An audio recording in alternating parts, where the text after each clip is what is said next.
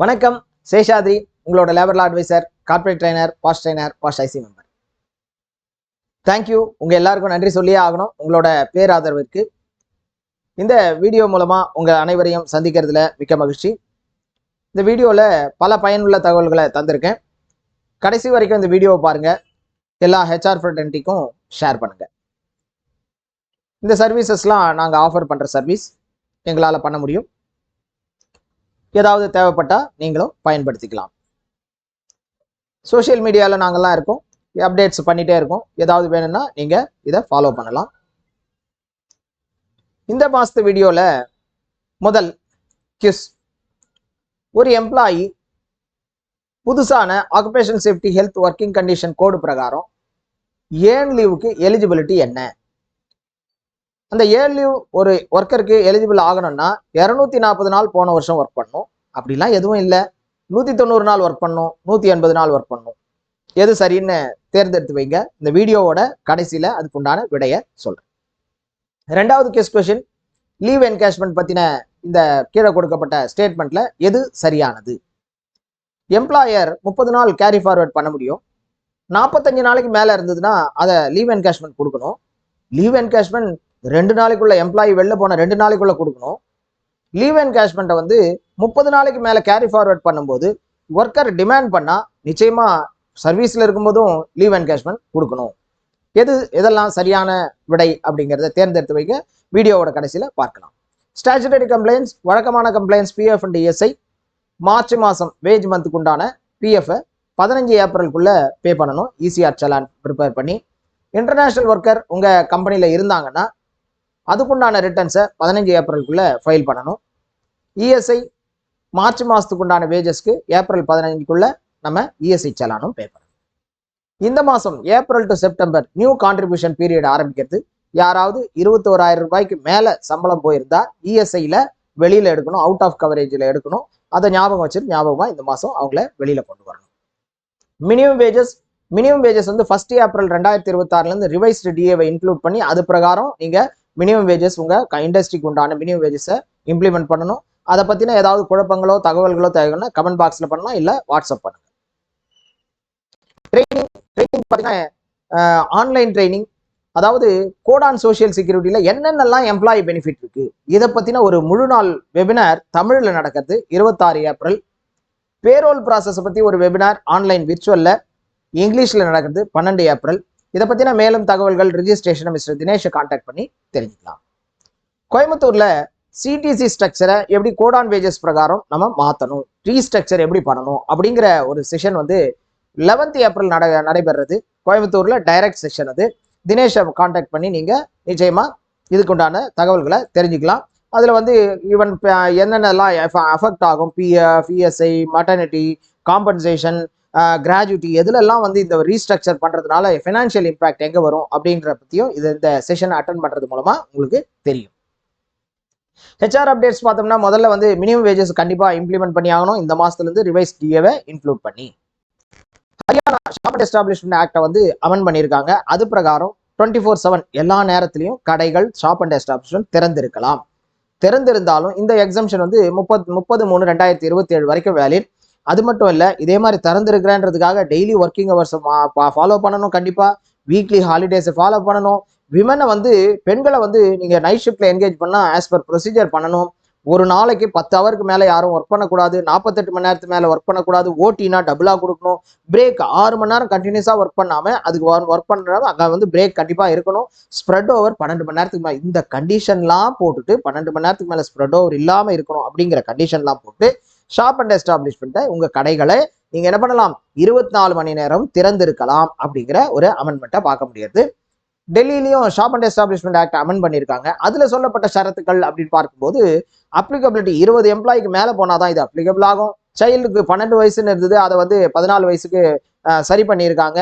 Section 8ல working hours maximum 10 hours அப்படிங்கிறத மாற்றப்பட்டிருக்கு. ஓட்டி ஒரு வாரத்துக்கு 60 மணி நேரமும் ஒரு குவார்ட்டர்ல 144 மணி நேரம் பண்ணிக்கலாம் அப்படிங்கிறதையும் சொல்லப்பட்டிருக்கு. பிரேக் 6 மணி நேரத்துக்கு மேல தொடர்ந்து ஒர்க் பண்ணக்கூடாது, கண்டிப்பா பிரேக் கொடுக்கணும். ஸ்ப்ரெட் ஓவர் 12 மணி நேரம் நைட் ஷிஃப்ட்ல விமனை என்கேஜ் பண்ணலாம் அப்படிங்கிற இந்த அமெண்ட்மெண்ட்டோட டெல்லியும் ஷாப் அண்ட் எஸ்டாப்ளிஷ்மெண்ட் ஆக்டை அமெண்ட் பண்ணியிருக்கு. மகாராஷ்டிரால புதுமையான ஒரு இது, கமிஷன் ஃபார் உமன், அதாவது Maharashtra state commission for women, அவங்க வந்து ஒரு சர்க்குலர் ஸ்டேட் எல்லா விதமான ஸ்டேட்ல இருக்கக்கூடிய டிஸ்ட்ரிக்ட் கலெக்டர்ஸ்க்கு அனுப்பிச்சிருக்காங்க. என்னன்னா internal committee, POSH act internal committee யாரெல்லாம் ஃபார்ம் பண்ணியிருக்காங்களோ அதெல்லாம் வந்து ஒரு ஆடிட் பண்ணுங்க, ஆடிட் பண்ணி எங்களுக்கு ரிப்போர்ட்டை 30 நாள்ல சப்மிட் பண்ணுங்க. என்ன மாதிரி பண்ணணும்னா இன்டர்னல் கமிட்டி ஃபார்ம் பண்ணியிருக்காங்களா, சட்டப்படி ஃபார்ம் பண்ணியிருக்காங்களா, அவங்க வந்து அதை டிஸ்பிளே பண்ணியிருக்காங்களா, ட்ரைனிங்லாம் கொடுக்குறாங்களா, கம்ப்ளைண்ட் வந்திருக்கா, நடவடிக்கை எடுத்திருக்காங்களா, இப்படி கம்ப்ளீட் பிக்சரை வந்து எல்லாம் செக் பண்ணி எல்லா ஆர்கனைசேஷனுக்கு செக் பண்ணி 30 நாள்ல ரிப்போர்ட் கொடுக்கணும்னு டிஸ்ட்ரிக்ட் கலெக்டர்ஸ்க்கு ஒரு சர்க்குலர் அனுப்பிச்சிருக்காங்க. இதை பார்க்கும்போது உங்க எல்லாருக்கும் ஞாபகம் வந்திருக்கணும், 2023 ஆர்லியோனா பெர்னாண்டஸ் அந்த கேஸ்ல தான் வந்து இது திருப்பு முனையா அமைகிறது. சுப்ரீம் கோர்ட் கவர்மெண்ட்டுக்கு வந்து பக்காவா ஆர்டர் பண்ணியிருந்தாங்க, இது அதாவது இந்தியா முழுவதும் இந்த ஆடிட் பண்ணி ஆகணும் அப்படின்னு. கொஞ்சம் கொஞ்சமா பண்ணிட்டு இருக்கான்னு நினைக்கிறேன்.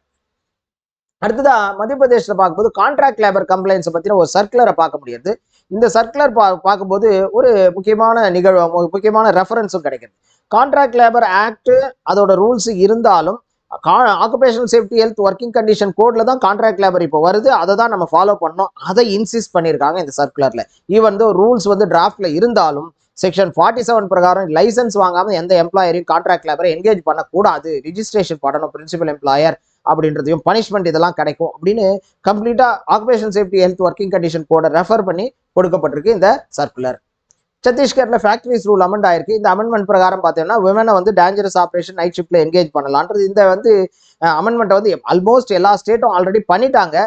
ஹவெவர் இப்போ பார்த்தீங்கன்னா occupational safety health working condition code தான் வேலிட், ஃபேக்டரிஸ் ஆக்டே கிடையாது, அதை ரிப்பெல் பண்ணியாச்சு. இருந்தாலும் இந்த rule occupational safety health working condition கோடுக்கு ரூல்ஸ் வர வரைக்கும் ஃபேக்டரிஸ் ரூல்ஸ்ல எங்கெல்லாம் வந்து ஒரு ப்ரொவிஷன் இன்கன்சிஸ்டன்ட் இருக்கோ அதை தவிர மீதி எல்லாம் ஃபாலோ பண்ணணுன்றதையும் அந்த கோட்ல சொல்லப்பட்டிருக்கிறதுனால இது ஓரளவுக்கு இதுவாகுது. இருந்தாலும் occupation safety health working condition கோட்ல அது வெளிப்படையாக சொல்லியாச்சு, விமனை வந்து நைட் ஷிப்ட்ல எல்லாம் என்கேஜ் பண்ணலாம், எல்லா இடத்துலையும் விமன் ஒர்க் பண்ணலாம் அப்படிங்கிறதும் சொல்லப்பட்டிருக்கு. புதுச்சேரி பாண்டிச்சேரியில் பார்த்தீங்கன்னா ஷாப் அண்ட் எஸ்டாப்ளிஷ்மெண்ட், அங்கேயும் ஒரு அமெண்ட்மெண்ட் 24/7 இனிமேல் ஷாப் அண்ட் எஸ்டாப்ளிஷ்மெண்ட் பாண்டிச்சேரியில் திறந்திருக்கலாம் அப்படிங்கிற ஒரு அமெண்ட்மெண்ட்டை பார்க்க முடியாது. இந்த அமெண்ட்மெண்ட்ல பார்க்கும்போது இன்னொரு ரெஃபரன்ஸ் நமக்கு கிடைக்குது. என்னன்னா ஷாப் அண்ட் எஸ்டாப்ளிஷ்மெண்ட் ஆக்ட் இருக்குமா இருக்காதா, occupational safety health working condition code அதை சூப்பர் சீட் பண்ணுமா அப்படின்ற கேள்விகள் டவுட் இருந்துட்டு தான் இருக்கு. அது வந்து ஸ்டேட் கவர்மெண்டோட இஷ்டம், அவங்க பேரலா ரன் பண்ண போறாங்களா இல்லை இதையே ஃபாலோ பண்ண போறாங்களான்றது. இதுல இந்த அமெண்ட்மெண்ட் வரும்போது பார்த்தீங்கன்னா புதுச்சேரி அது occupational safety health working condition கோட ரெஃபர் பண்ணி இதை வந்து அமெண்ட்மெண்ட் பண்ணியிருக்காங்க. மோஸ்ட்லி இது சூப்பர் சீட் பண்ற மாதிரி தான் நமக்கு புலப்படுறது. பாத்தீங்கன்னா செக்ஷன் 26 பிரகாரம் வீக்லி ஹாலிடே 24/7 நீங்க வந்து திறந்திருந்தாலும் section 26 occupational safety health working condition code பிரகாரம் வீக்லி ஹாலிடேஸை தவறக்கூடாது. அதே மாதிரி பனிஷ்மெண்ட் செக்ஷன் 27 பிரகாரம் கிடைக்கும். செக்ஷன் 23 பிரகாரம் உமனை நீங்க நைட் ஷிப்ட்ல, இப்படி எல்லா ரெஃபரன்ஸும் occupational safety health working condition கோடுக்கு பண்ணியிருக்கு. அதனால சூப்பர் சீட் பண்றதுக்கு சான்சஸ் இருக்கு அப்படிங்கிறது தெரியுது. அடுத்ததான் பிஎஃப்ல பாத்தீங்கன்னா எஸ்டாப்ளிஷ்மெண்ட் எம்ப்ளாயர் லாகின்ல எஸ்டாப்ளிஷ்மெண்ட் போனீங்கன்னா அங்க வந்து ஃபார்ம் 5ன்றது இருக்கு. அதுல பேன்ல இருக்கக்கூடிய கம்பெனி நேமும் ஆர்கனைசேஷன் நேம் பிஎஃப்ல இருக்க ரெக்கார்ட்ல இருக்கட்டும் சேமா இருக்கணும். சேமா இல்லைன்னா நீங்க கண்டிப்பா அமெண்ட் பண்ணி ஆகணும். இன்கேஸ் அமெண்டும் பண்ண முடியல என்னால ஆன்லைன்ல அப்படின்ற பட்சத்துல நம்ம மேனுவலா சப்மிட் பண்ணலாம்னு இந்த சர்க்குலர் சொல்றது. யாருக்கெல்லாம் பண்ண முடியலையோ அவங்க வந்து என்ன பண்ணலாம், நேம் கரெக்ஷனை த்ரூ டைரக்டாவும் பண்ண முடியும் அப்படிங்கிறது சொல்லப்பட்டிருக்கு. இன்டர்நேஷனல் ஒர்க்கர் இதுல வந்து பாத்தீங்கன்னா ஒரு பெரிய கிரேட் ரிலீஃப்னு சொல்லலாம். International workers settlement PF settlement பாத்தீங்கன்னா இந்தியன் அக்கௌண்ட் இருக்கணும் அப்படின்னு முன்னாடி சொல்லப்பட்டிருந்தது. இப்போ என்னன்னா அவங்களோட நேட்டிவ் கண்ட்ரியோட அக்கௌண்ட்டை கூட செட்டில்மெண்ட்டுக்கு எடுத்துப்போம். இந்தியன் அக்கௌண்ட் இருக்கலாம், நேட்டிவ் அக்கௌண்ட் இருக்கலாம், வேற ஏதாவது கண்ட்ரி இது கூட கொடுக்கலாம் அப்படின்ற ஒரு சர்க்குலரை பார்க்க முடியாது. அது மட்டும் இல்லை, இந்த இம்ப்ளிமெண்டேஷன் யாருக்கு பொருந்தும்னா எஸ்எஸ்ஏ கண்ட்ரி யாரெல்லாம் இந்தியா கூட சோசியல் செக்யூரிட்டி அக்ரிமெண்ட் வச்சிருக்காங்களோ அந்த கண்ட்ரிக்கு மட்டும் பொருந்தும் அப்படிங்கிறது தெரியுது. இதை பத்தின டீடைல் வீடியோ ஷார்ட்லி அப்லோட் பண்றேன். இன்னொரு இன்டர்நேஷனல் ஒர்க்கரை பத்தி வந்திருக்கு, ஜப்பானோட சர்டிபிகேட் ஆஃப் கவரேஜ் பத்தி. 5 வருஷத்துக்கு மேல 8 வருஷத்துக்குள்ள இருக்கக்கூடியதெல்லாம் ஜப்பான் அப்ரூவல் தேவையில்லை, இன்டிமேஷன் போதும். அது மட்டும் இல்ல இன்டர்னலாவே பண்ணிக்க முடியும் அப்படிங்கிறது. இதை பற்றின கம்ப்ளீட் தகவல் தனி வீடியோவா நான் பதிவிடுறேன். இஎஸ்ஐ கோட் ஆன் சோசியல் செக்யூரிட்டியில் தெளிவா சொல்லப்பட்டிருந்த இந்தியா முழுவதும் இஎஸ்ஐ கண்டிப்பா வந்து அமல்படுத்தப்பட்டது அப்படின்னு. அப்போ நான் நோட்டிஃபை பண்ணாத இடங்கள்லாம் நோட்டிஃபை பண்ண வேண்டியிருக்கு. இப்போ பாத்தீங்கன்னா போன மாசம் 3 டிஸ்ட்ரிக்ட் நோட்டிஃபை பண்ணியிருக்காங்க வேரியஸ் ஸ்டேட்ஸ்ல. இப்போ 51 டிஸ்ட்ரிக்ட்ஸை நோட்டிஃபை பண்ண வேண்டி இருக்கு அப்படிங்கிறது தகவல் தெரியுது. சிபிஐ பாயிண்ட்ஸ் ஜனவரி டு பிப்ரவரியில பார்க்கும்போது 4 பாயிண்ட் வந்து கம்மியாயிருக்கு. அடுத்ததான் ஹெச்ஆர் நியூஸ். இந்த ஹெச்ஆர் நியூஸ்க்கு எதுவும் டாக்குமெண்ட்லாம் கிடையாது. முன்னாடி சொன்னதுக்குலாம் டாக்குமெண்ட் இருக்கு, இதுக்கு டாக்குமெண்ட்லாம் கிடையாது. கேள்விப்படக்கூடிய ஒரு சில செய்திகள். என்ன செய்தின்னு பார்த்தோம்னா, லேபர் மினிஸ்ட்ரி ஒரு டிசிஷன் எடுத்திருக்காங்க. யாரோட பிஎஃப் அக்கௌண்ட்லாம் ரொம்ப ரொம்ப கம்மியான பேலன்ஸ் இருக்கு, அவங்க எதுவுமே யூஸ் பண்ணலன்னா அந்த அமௌண்ட் கம்மியாக இருக்கக்கூடிய இன்னும் அவங்க கேட்காமலே அவங்களுக்கு திருப்பி கொடுத்துடணும் அப்படின்ற ஒரு டிசிஷன் எடுத்திருக்காங்க. அதை பற்றி தகவல்கள் மேலும் வரும். அடுத்ததா வந்து international workers.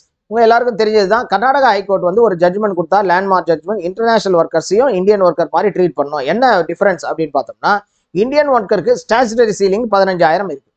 International worker PF coverage வந்து கிராஸ்ல பண்ணணும்னு அது சொல்றது. இப்போ கர்நாடகா ஹைகோர்ட் என்ன சொன்னா, constitutionally it is not correct. சட்டத்துக்கு முன்னாடி ஒரே மாதிரி இருக்கக்கூடிய ரெண்டு பேரையும் ஒரே மாதிரி தான் ட்ரீட் பண்ண, டிஃபரெண்டா ட்ரீட் பண்ணக்கூடாது அப்படின்றது. அது இப்போ சுப்ரீம் கோர்ட்ஸ் இந்த ஜட்மெண்ட்டை ஹியர் இது பண்ண போறாங்க. ஃபைனலா நமக்கு ஒரு தெளிவான ஒரு முடிவு இன்டர்நேஷனல் ஒர்க்கர்ல கிடைக்கும் அப்படின்றத நம்பலாம். அடுத்ததான் ஹையர் பென்ஷன். உங்க எல்லாருக்கும் ஒரு சில வருஷங்களுக்கு முன்னாடி ஹையர் பென்ஷன் பத்தி நிறைய பேசப்பட்டது.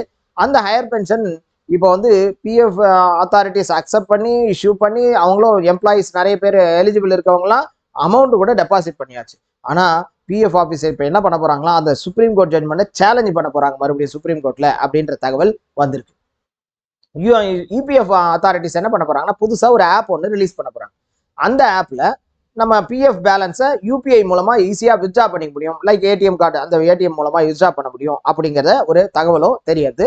ஆனா ஒண்ணு மட்டும் ஞாபகம் வச்சுக்கணும், 75% ஒரு போர்ஷன் தான் கொடுக்குறேன்னு சொல்லியிருக்காங்க.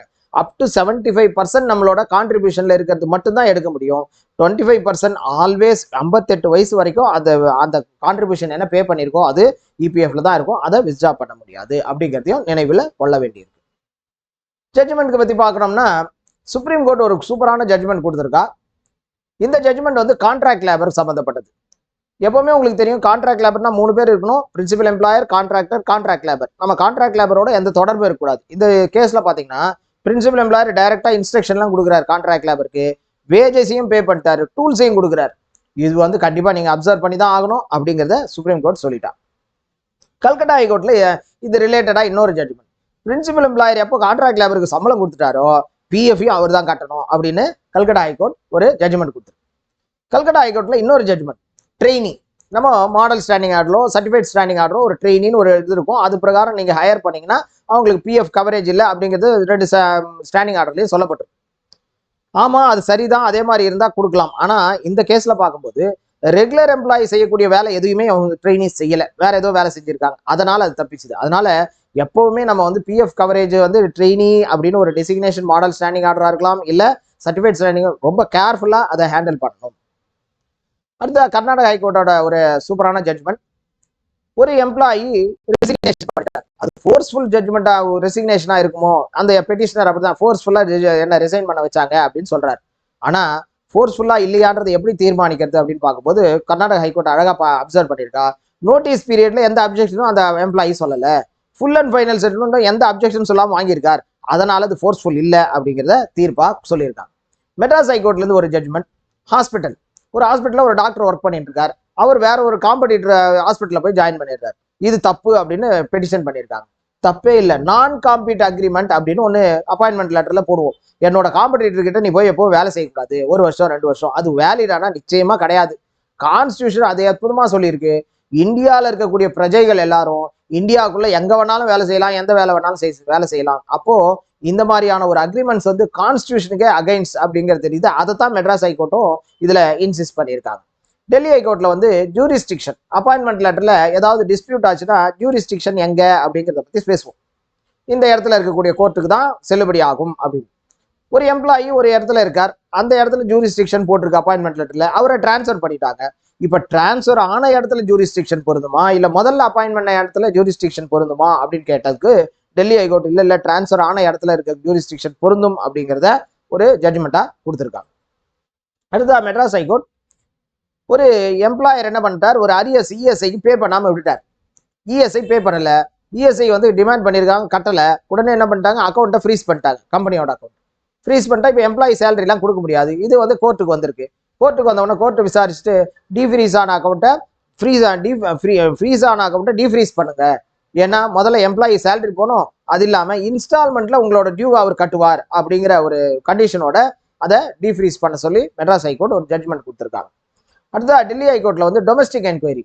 இந்த டொமஸ்டிக் என்கொயரி ஆஃபீஸர் இருக்கார் இல்லையா, அவர் மேனேஜ்மெண்ட்டுக்கு தெரிஞ்சவர், அது தப்பு, அது ஒருதலை பட்சமா இருக்கும் அப்படின்னு பெட்டிஷனர் சொல்லியிருக்காரு. தெரிஞ்சவர்ன்றதுக்காக வந்து நம்ம வந்து அப்பாயின்ட் பண்ணாம இருக்க முடியாது. ஏன்னா ஒவ்வொரு டொமஸ்டிக் என்கொயரிக்கும் தெரியாத ஒருத்தர் நபரை வந்து அப்பாயின்ட் பண்ணணும்னா அது முடியாத காரியம். அது மட்டும் இல்ல, ப்ராசஸ் ஒழுங்கா நடந்துதான்னு தான் பாக்குறமே ஒழிய தெரிஞ்சவரா தெரியாதவரான்றது மெட்டீரியலே இல்லை, அது வந்து ஒரு பொருளே இல்லை அப்படிங்கிறத டெல்லி ஹைகோர்ட் ஒரு ஜட்மெண்டா கொடுத்துருக்காங்க. கர்நாடகா ஹைகோர்ட்ல வந்து ஸ்ட்ரைக், இது வந்து பப்ளிக் யூட்டிலிட்டி சர்வீஸ், 14 நாள் நோட்டீஸ் கொடுக்கணும், அதுக்கப்புறம் தான் ஸ்ட்ரைக் போகணும் அப்படிங்கிறது ஏழையிடம் இருந்தது தான். இதுல என்ன 14 நாள் நோட்டீஸ் கொடுத்துருக்காங்க.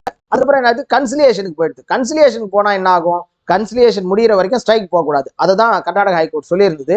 ஈவன் கோட் ஆன் ஐஆர் அதுல வந்து இதே ப்ராசஸ் தான், எல்லாருக்குமே பொருந்தக்கூடியது. 14 நாள் நோட்டீஸ், அந்த 14 நாள் நோட்டீஸுக்குள்ள கன்சிலியேஷன் ஆரம்பிச்சா கன்சிலியேஷன் முடிகிற வரைக்கும் கண்டிப்பா ஸ்ட்ரைக்கு போக முடியாது. லாக் அவுட்டுக்கும் இதே கண்டிஷன் தான். இதை வந்து கர்நாடகா ஹைகோர்ட் கொடுத்துருக்காங்க.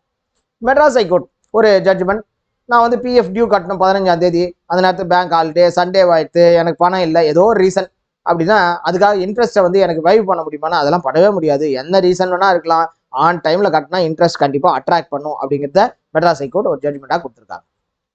சோசியல் மீடியாவில் வந்து ஒரு சில ஃபிளையர்ஸ், இம்பார்ட்டன்ட் ஃபிளையர்ஸ் பார்த்தோம்னா, ஒரு பிஎஃப் அக்கௌண்ட் இருக்கு, அந்த அக்கௌண்ட் இன்னாபரேட்டிவ், 3 வருஷத்துல எதுவுமே டெபாசிட் பண்ணலாம் இன்னாபரேட்டிவ் ஆயிடும். அந்த மாதிரி இருக்கும்போது ப்ளீஸ் வித்ட்ரா அப்படிங்கிறத ஒரு ஃபிளையர் சொல்றது. பிஎஃப்ல எனக்கு ப்ராப்ளம் இருக்குன்னா எங்க கம்ப்ளைண்ட் பண்ணலாம் அப்படின்னு கேட்கும்போது இபிஎஃப் ஐஜிஎம்எஸ்னு ஒரு போர்ட்டல், இபிஎஃப் ஐஜிஎம்எஸ், இந்த போர்ட்டலில் போய் நீங்கள் கம்ப்ளைண்ட் பண்ண முடியும். இதை மனப்பாடம் பண்ண முடியும்னா கூகுளில் போயிட்டு பிஎஃப் கிரிவியன்ஸ் போர்ட்டல் அப்படின்னு அடிச்சாவே இதுதான் வரும். அடுத்ததான் லேபர் மினிஸ்ட்ரி ஒரு ஃபிளையர் ரிலீஸ் பண்ணியிருக்காங்க, ஆத்ம நிர்பர் பாரத்துக்கு கீழே ஃபிக்ஸட் டேர்ம் எம்ப்ளாய்மெண்ட் பற்றி.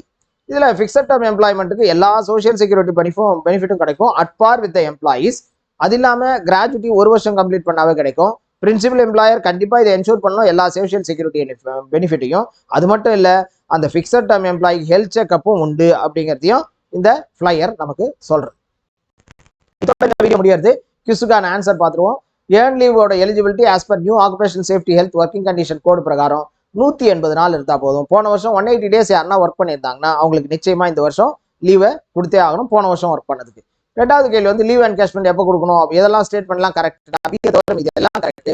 ஒரு எம்ப்ளாயர் 30 நாள் வரைக்கும் ஒரு லீவ் கேரி ஃபார்வர்ட் பண்ணலாம், அதுக்கு மேலே இருந்தால் அது வந்து எம்ப்ளாயியோட இஷ்டம், கேரி ஃபார்வர்டு பண்ண முடியும்.